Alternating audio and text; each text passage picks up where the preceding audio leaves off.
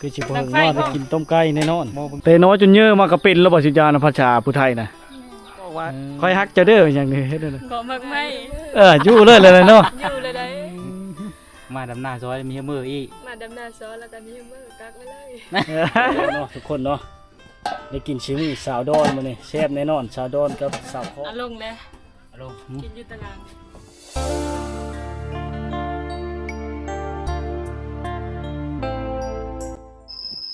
วิดีโอนี้เฮาก็อยู่ที่บ้านท่าผู้เมืองใช้บัวทองแขวงคำมูลต่อจากคลิปที่แล้วต้มไก่พี่น้องถ้าเอาจองบ่นะนี่ได้พี่น้องเราต้มน้ำอยู่ลุ่มนะเพราะว่ามันฮ้อนอยู่ถึงเนาะสาวดอนต้มไก่ชุกินพี่น้องเลยมากทำอินข้าวก็ลงมือก็โดนนะสองสาวจัดการเลยเด็ดน้ำผงใช่ไหม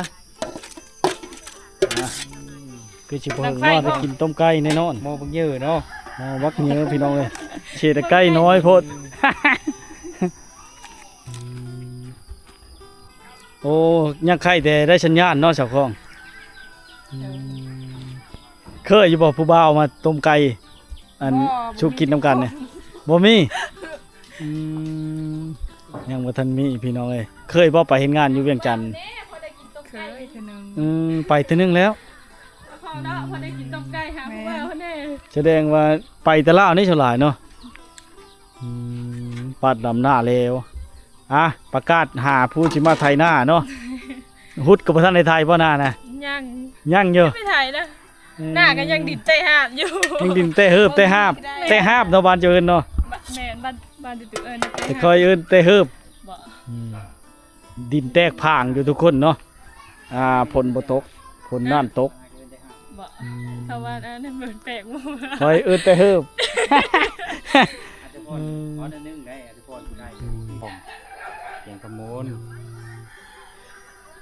อันนี้ก็โชคดีเนาะที่ได้โอกาสมา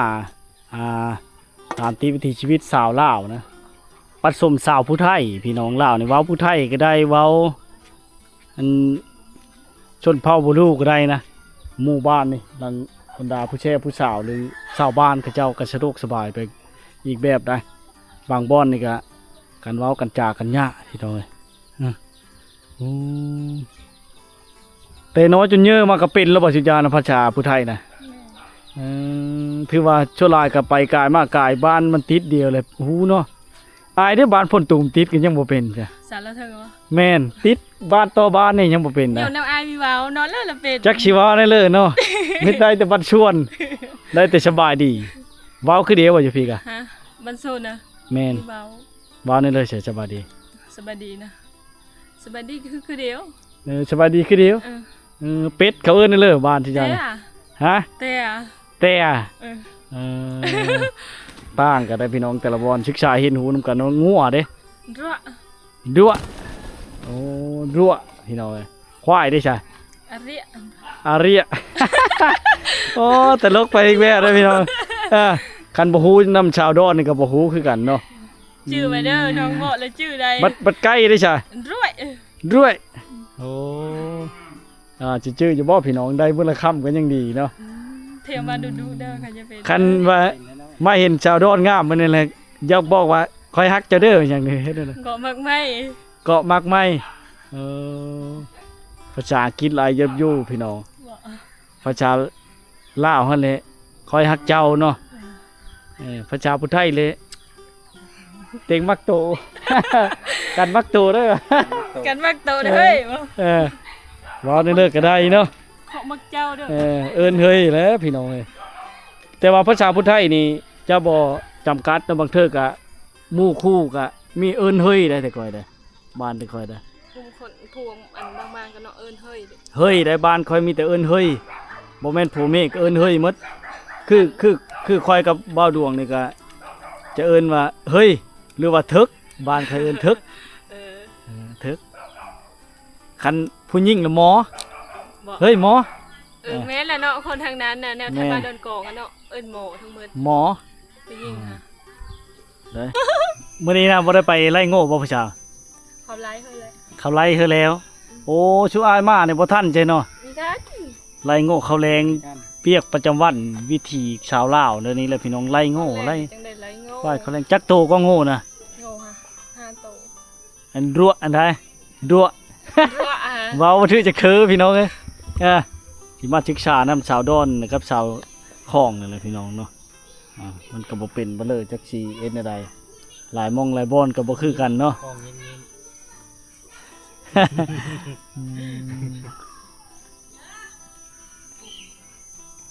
สบายดีอืมเอ็ดพี่เลิศน่ะ เอ็ดน้ำให้ปลาเท่าอาบ อันนี้บ่แม่จ้ะน่ะ แม่น โอ้สบายดีเด้อแม่เฒ่าเด้อ โดย วันนี้ก็สิมากินข้าวนำได้เนี่ย ๆนี่ข้าวเพื่อจะบ่ นี่กาเวอร์จะบ่เนาะบ่เลย ติดการติดต่อกับบ่ได้พี่น้อย กันนะ หน้าก็อยู่คือผู้เลอยักมาอัน มาเด้อมา ดำหน้าซอยลาวนี่มารถพี่น้องแค่บ้านท่าผู้คือเว้า คันมาแล้วมีเบอร์ได้คันได้มานะ คันมาแล้วมีเฮอมื้อ คันมามีเบอร์ อยู่เลยเลยเนาะ อยู่เลยได้ คำโตมาประเภทหน้าติดบ้านพอแล้วบาดนี้ มาดำหน้าซอยมีมืออีก มาดำนาซ้อนแล้วก็มีเบอร์กักไว้เลย ฟังได้ เออ ผู้ ฟั บ่าว ง โส เอา ด เด้อผู้บ่าวโสดเด้อ เยอะ คันมาดำหน้าสาวดอนนี่ไม่ได้มือได้ กันมาได้มีเบอร์กันเยอะเบอร์แล้วมีมาได้ โยลองมันก่อนแล้วเนาะ คันอายมาได้จ้ะ อายมาน่าจะปล่อยอยู่เนาะผมอายมีครอบครัวนะ เพื่อไม่ได้กู เอ พู อ ด เพิ่นเลิกไปได้ครอบ เว ครั ลาว ไม่ได้ แล้ว ครอบครัวยันกักไปอยู่ โอ้ยชุมายในน้ำมาถ่ายคลิปเป็นพี่น้องเด้อชุมายมันเป็นเพียวดอกที่คอยไม่อันนั้น โอ้ไม่จ้ะบอกปัจจุบันมานะ โอ้ มือ ปล่อย ค่า มาก่อนบ่เลยอย่ามีปล่อยได้คอยเถอะ ค่าดองกะ ยังมี มีแพงพี่น้องเอ้ย แม่ พ่อไปพ่อมาเนาะ30 ล้านเด้อพี่น้อง ค่าดองน้อง ชื่อได้เนาะ หมู่บ้านแถวนี้นะอีกตามเว้ากันเนาะบางเทื่อมันหาเชื่อบ่ได้หาใส่บ่ทันเด้บัดนี้ขึ้นพร้อมคอบ่ เออ มีแต่เสียค่าอันใบน้ำตาลนั่นแหละเนาะ แม่ คัดไว้ก็ได้เนาะเหลืองแตงเหลืองอย่างนี้เนาะ คัดอะไรก็ได้มาเลือกได้กับใบเถาะก็ได้ไม่ยากนะคะแนนได้ผูกเอานะ ตอนนี้กำลังคาดเนาะ มันเลยเขาดอกว่าทีหลัง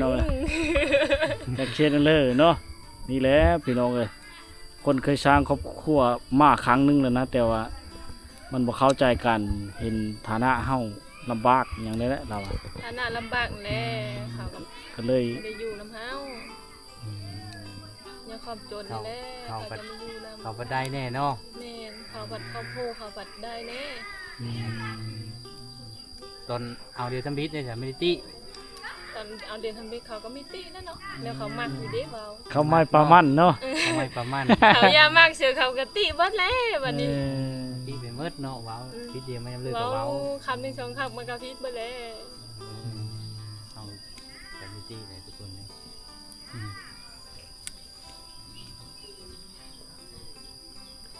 ตุ้มไก่นี่เคยจะสุกแล้วบ่ นั่น แล้ แหละ ว เนาะ เธอจะได้กินแล้ว ปะทองไว้นำสาวดอนนี่ได้เหมือนนี่นะ ต้มไก่เด้อบัดนี้ได้ กินต้มไก่นำสาวดอนทุกคนหม้อใหญ่หนึ่งเนาะต้มไก่ เอ้ยพดแล้วพี่น้อง น่าจะเป็น แล้ว สีสันเป็นตะกินอยู่ ต้มไก่เชอร์มอเนาะแซ่บแน่นอนเลยพี่น้องเอ้ยกิจวัตรประจำวันน้องสาวไปหน้าบ่ ไปหน้า เอ้ย เอ้ย เจ้า ส่วนหลายอะเขาแก้นเว้าเอ้ยได้เป็นน้องคอยอะ นั่นน่ะ เ อ่า เขา ถือว่า เข ไปหน้าไปเฮ็ดเวยเฮ็ดงานก็ทั่วลายลัก เขาว่าคอยนี่เป็นเอ้ย ๆลักๆก็เวียกกันอยู่หน้าพุ่นเนาะยามนี้เนาะ รักกันอยู่แต่หน้าคนละอย่าง โง่น่ะบ่แล้วน่ะไปเดินบ่ อืม มีเดินบ่จักโตแท้โง่จ้ะ โง่ค่ะ อ่า 5 โตทั้งหมด ห้าโต โง่ค่ะ แต่ว่าอยู่บ้านนี่น่ะ2โตบ่ อยู่บ้านนี่นะ โดย โง่ยังไม่ทันเอาออกหน้าเดี๋ยวนี้นะ อืม ยังอยู่บ้าน อยู่บ้านหมดและไปพุอยู่พุ่นนาน เขาควาย เอามีควายอีกบ่เนี่ย ควาย2 โต ควายช่องโต ไม่หลายเด้อ เอ หรือไก่ภาค อันเว้าถึงอันนั้นเนาะอยากถามคืนนี่เกี่ยวกับดองมันหยังต้องมีควายบ่บ้านเจ้าน่ะ นี่มันก็เป็นบางคนนะ บางคน ก็มีบางคนก็งู2ตัวบางคนก็ควายตัวนึงงูตัวนึงเป็นแบบนั้น หรือว่านอกจากขึ้นมาเฮิดแล้วต้องมีควายในนั้นบ่ แม่น คันบ่ขึ้นมาเฮิดเลยมีแต่งัว หาน้ำมือเฮิดแล้วได้ควายเด้ตาลมือเด้ ตาลมื้อเนาะ ตายบ่แม่ จะตายแบบ เป็นงูตาย ฮิตผู้ไทยคือเดียวเนาะ ผู้ไทยก็ได้ควายเนาะ ควายแล้วกันมาเฮิดเลยจะควายเลยได้ฉลาดเด้อ ควายตัวนึงเลยแล้วเนาะ อิงตามแล้วมันบ่พอกินชื่อเลยเว้าตามเว้ากันนั่นแหละเนาะ ตายจนพ่อ พี่น้องหลายเฮ็ดเลยจ้ะ นี่ล่ะพี่น้องเลยเนาะ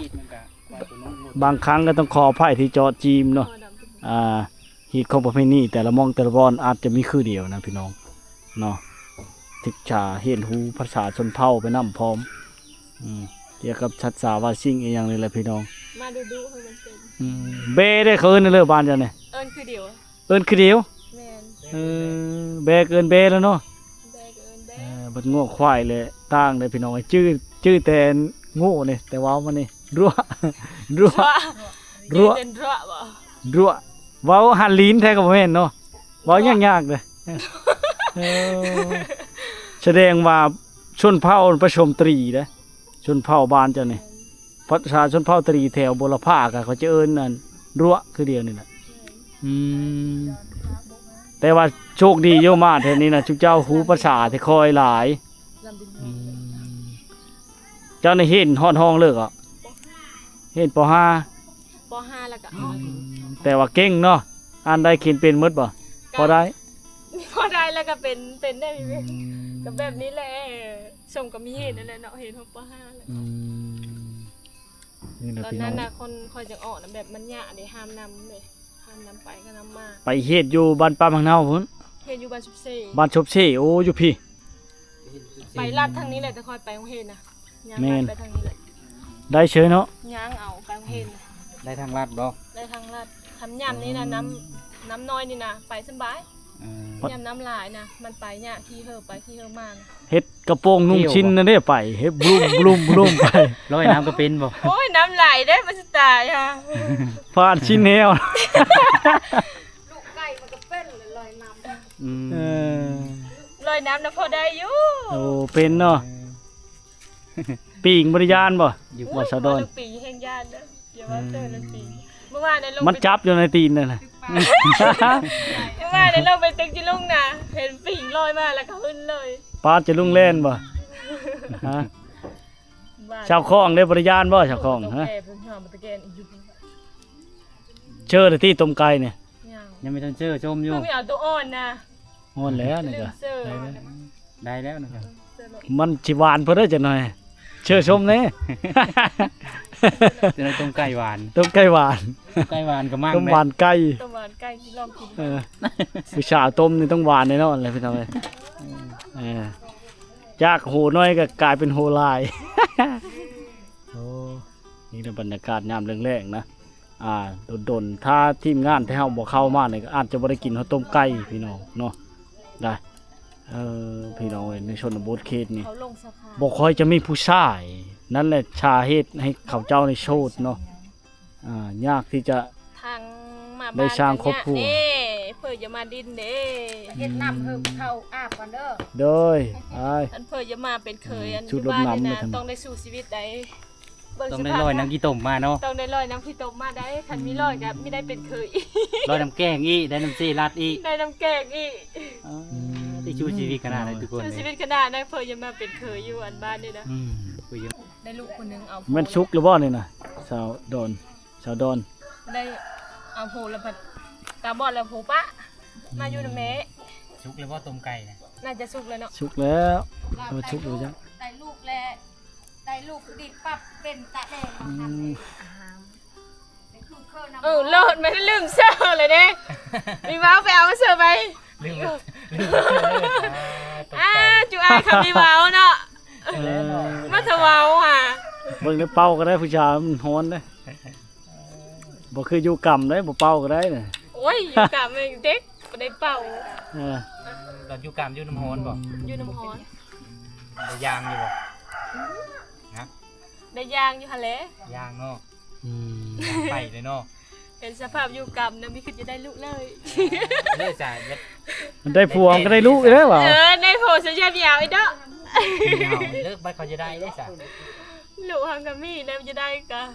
เอาอีกแล้วผู้หนึงสองคนเพราะเป็นคู่ว่า อืม เราไม่ได้ได้ อันนี้ เรามีได้แล้ว เบิ่งสภาพตอนอยู่ จะได้ผัวไปจะได้ลูกนี่ก็เขามั่งนะ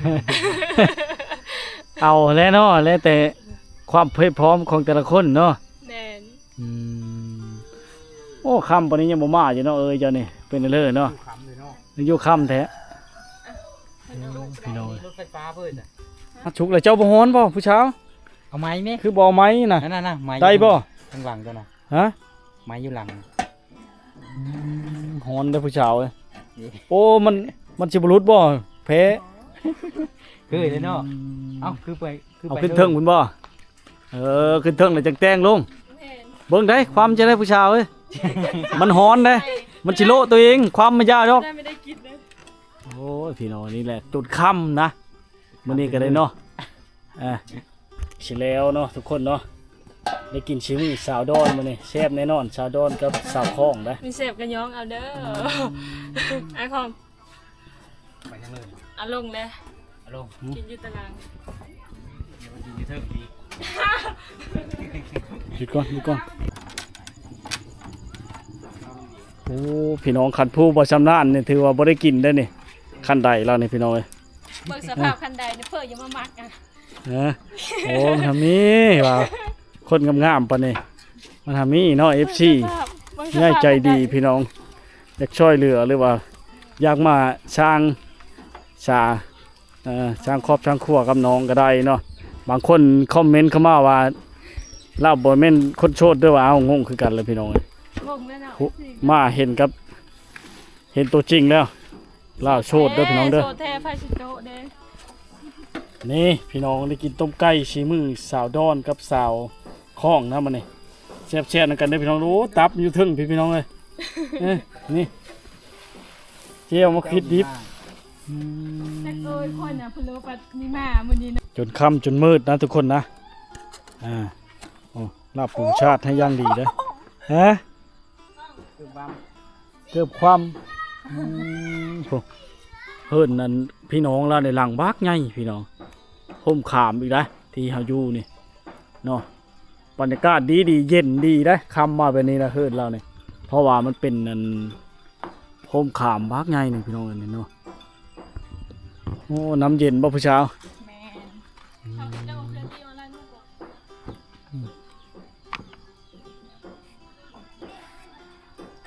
จ้าเนาะก็เลยเอาเกลือมาไว้ท่าโลดเนาะผู้ อยาก เช้า ได้กินต้มบ้านไก่ อืม เอาเกลือลงมา สีมือขึ้นสิแซ่บแน่นอนมื้อนี้พี่น้องเลย ปลาสิบลงเบิ่งก็จะว่า ไปชิเลอร์เลยชาวคลองนะ ปลา เอา น้ คล้องไปเฮิรนเลยไปเฮิรนเลย น้ำไปเลยชาวคลอง ำน้ำล้างมือ น้ำล้างมือโอ้เกมไว้เฮ้ยย่างดีเลยพี่น้องเวลาแค่คนมาหรือญาติพี่น้องมาเขาเจ้าเกมย่างดีมีเขาแพ้เช็ดมือพุ่นนะนี่แหละดินแดนขาวๆสาวงามสาวชนบทเอ้ากินเลยนะ กินได้ไหมอยู่ไอ้ให้ก่อน เอ้ากินเดียวเลยพี่น้องเลยกินก่อนโอ้เดี๋ยวล้างมือก่อนทุกคน จนค่ำเนาะเพื่อจะได้กินเนาะใช้เวลาเป็น2 ชั่วโมง มาได้มาได้ ก็เลยเจ้าคล้องหรือนางไก่แต่ยังเขามาอี ยับพามาอีน่ะตกเตียงได้ จะได้ตกเตะมีมาได้มาคนเดียว ปูก็ไม่ทันได้ครับ มาได้มาได้ เป็นตาแซ่บได้พี่น้องทุกคนเห็นเลยจางบ่หรือเข้ม ขาตั้งกล้องผมไม่ได้มาขมั่งโอ้ เป็นต้มหวานไก่ละ ตรงวันใกล้ ยิ้มตลอดมีแต่โหเนาะโหใกล้ตัวเดียวนี่ก็ พี่น้องอันนี้เราบรรยากาศยามแรงๆเย็นเนาะเฮินจะเรามีห่มเนาะมาเด้อพี่น้องเด้อเอิ้น FC กินข้าวเนาะกัน มา เด้ เด้ อ อมาเด้อกินต้มไก่เด้อ เอิ้นได้ชาวข้องเอ้ย มาเด้อกินต้มไก่ มากินต้มไก่เด้อยำเล็ก พี่น้องหลายคู่หลายคนเนาะมากินข้าวน้ำเดียวพี่น้องกินข้าวห่มผ้ากินปลากินไก่ห่มโทยเนาะนี่เนาะ แซ่บได้มาได้มาได้ แจ่มได้ทุกคน แก้วมะคิดดิบเด้อพี่น้องแก้วมะเพชรเนาะภาษากลางกับภาษาแก้วมะเพชร จอม ไทย เบีย กั ร์ น ม่ง แก้วมะคิดบ้านจะได้เอิ้นได้เลยนี่ จอมเบียร์ม่ง แจมเบียร์มงโอ้แจมเบียร์มงพี่น้อง เจลนี่ได้ฮักได้ยินแล้วพี่น้อง เกินโหตลอดอารมณ์ดี อารมณ์ดีขนาดได้สาวดอน ได้ นี่ กิน นะ ต้มไก่แล้วล่มดีแล้วเนาะ แล้วนั้นบ่ กินข้าวนำกันเด้อพี่น้องเด้อมื้อนี้เด้อแซ่บๆน้ำเดียวเนาะ อารมณ์ดีได้ กินข้าวน้ำบรรดาสาวสาวงามบ้านป้าสร้างเพือกงามพี่น้องสร้างเพือกในป่าเลิกมื้อนั้นก็บังเอิญที่เห็นเล่าก็ได้เล่ามาแต่ไปตึกจะลุงนะขบวนชั้นกันแล้วบ่เห็นชั้นชาวคลองกับชาวดอนนี่พี่น้องแล้วพอดีขับปบขึ้นไปอยู่เฮิรนนอนนำขึ้นไปท้าย เพราะว่ามันบ่ค่อยมีไผเข้ามาในชนบทแบบนี้บ่ค่อยมีไผมาตามติด วิถีชีวิตเขาเจ้าสาวลาว ไม่เคยเห็นว่าเขา ไม่เคยเห็นวันนี้มีอายไปเลยเนาะวันนี้ อา จั ยุ น เท่าไหร่ก็เห็นเห็นนะมา พบว่ะเข้าห้องน้ำนี่ พบไปเข้าห้องน้ำอีก ไปเข้าห้องน้ำนี่มื้อนั้นน่ะ จิตเราเพิ่มมาแล้ว พอดีออกมาแต่ห้องน้ำพอดีเจอบัดนี้ อย่ามาไปวิทย์อย่ามีวิทย์แบบดีเจอะเลย ทุกคนมื้อนี้ก็ได้โอกาสดีเนาะมากินต้มไก่สีมือน้องดอนกับน้องข้องนะสาวดอนกับสาวข้องพี่น้องนะ มาได้ แซ่บๆเลยพี่น้องเด้อ แซ่บได้ แซ่บๆเหมือนกันเนาะ ไม่แซ่บกัน ข้าวกับข้าวเหนียวพี่น้อง ชิมสีมือสาวดอนกับสาวข้องเนาะ ไม่แซ่บกะติได้เด้อ เลยก็แซ่บนั่นเลยก็แซ่บ พอดีคักเนาะ เป็นแล้วเลย ว่าจะจางไม่ชิมจะมืดนะมาพี่น้องกินนั่งกันเพราะว่ามันมืดนะมันจะเห็นคักไปเลยนะพี่น้องเลยนี่แหละบ้านสาวดอนนี่มันบ่มีไฟทุกคนหน้าบ้านหรือตารางเนาะ เป็นแล้วเลย นี่ แซ่บ แซ่บ เป็น อ่ะ กับเวลาบ่วงแน่ ไปดี อยู่น้ำเดียววันนี้มาน้ำเดียวอันนี้กับสาวคล้องแซ่บบ่สาวคล้อง แซ่บ แซ่บเนาะต้มไก่ตัวเบิกเยอะได้มื้อนี้นะ จุดสองถ้วยพี่น้องภาษาในอื่นจะเกินในเลยเนาะถ้วยคือเดียวบ่ สงาน ช่างงาน สงาน โอ้ช่างงานพี่น้องเห็นหูไปเท่าน้อยนี่ยังก็แจ้วนี่นะว่าไม่เด้อ แจมเบียร์มง แจมเบียร์มนแจมเบียร์มง แจมเบียร์มง แจมเบียร์มงโอ้ขึ้นว่าเบียร์มันนะ ยังมีจานรสชาติเอาอีกบานหนึง ตีได้เด้อธนามาธนาปรับปรุงอีก เทนานี่สิกินนักเทนาเนี่ย แซ่บ ฮะคิดว่ายากกว่าช่างเทนานะ ธนามาธนาต้มเป็ดจ้ะ ต้มเป็ดมีขายว่าแถวบ้านนี่สิมีอยู่เนอกกันไว้บ่ลงหน้าเนาะ ก็มีเด้เป็ด ได้เป็ดบ่เพิ่นเจ้าได้จากสาวคล้องนี่ นี่แหละพี่น้องทุกคนเนาะที่เฮาก็ได้มาสัมผัสชีวิตจริงสาวลาวนะชาวงามบ้านป่าในชนบทที่ไก่เอลีรอห่างไก่ซอกลีกถ้าบ่มีทีมงานก็บ่สามารถมาได้เลยพี่น้องมันไก่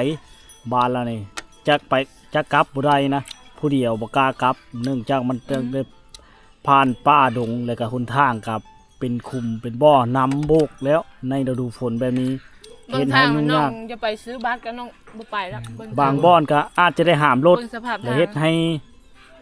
การที่จะได้เข้ามาสัมผัสสาวชนบทช้างเพือกงามแบบนี้ก็เฮ็ดให้ยุ่งยากเนาะในเลิกก็ฝากกดไลค์กดแชร์กดติดตามให้กำลังใจพี่น้องจะได้ปิดคลิปเพลงเท่านี้นะในเลิกก็มีแนวที่ชมในเลิกก็ติดตามรับชมก็ได้น้องก็ยังโสดทั้งสองเลยพี่น้อง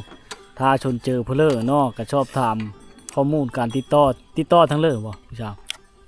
ติดต่อทางเฟซก็ได้ ทางเฟซก็ได้เนาะยินดีต้อนรับเสมอบ่ เป็ดอย่างเดียวบ่ เฟซยังเหลือก็แอปก็ได้ ท่านFC ทั้งต่างประเทศหรือว่าภายในเนาะอยากมาเที่ยวชมชุมอายผ้าม่านี่ก็ยินดีต้อนรับอยู่บ่ เงินดีต้อนรับ พาไปดำหน้าเลยเนาะ พาไปดำหน้าแล้วแล้ว บ่ว่าสิพี่น้องฟังไทยเนาะทั้งต่างประเทศแต่มาแล้วจะบ่สามารถนอนได้เพราะต้องได้กลับไปพุ่นแหละอยู่เมืองพุ่นแหละ30-40 กิโลเนาะในจุดชุมนี่มีบ้านพักอยู่พี่น้องเพื่อแบบมากก็ได้เนาะมาสัมผัสใดมาถามหาน้องดอนผู้เลยอยากมาสัมผัสหรือว่ายินดีเป็นไกด์นำเที่ยวให้เบาดวงปันหน้ากับเบาวงคนไทยบ้านเนี่ยพี่น้องเอ้ยเนาะกาสิได้สิ้นชุดเพลงเท่านี้นะเลิกกับขอขอบใจที่ชละเวลามีค่ามาทักทายโอลมเนาะ มีเนี่ยคอมเมนต์นะเลิกก็สามารถคอมเมนต์มาได้พี่น้องเนาะติดตาม EP ต่อไปติดตามคลิปต่อไปขอขอบใจหลายๆเนาะเลิกก็กินข้าวแซ่บๆเหมือนกันเด้อ มากิน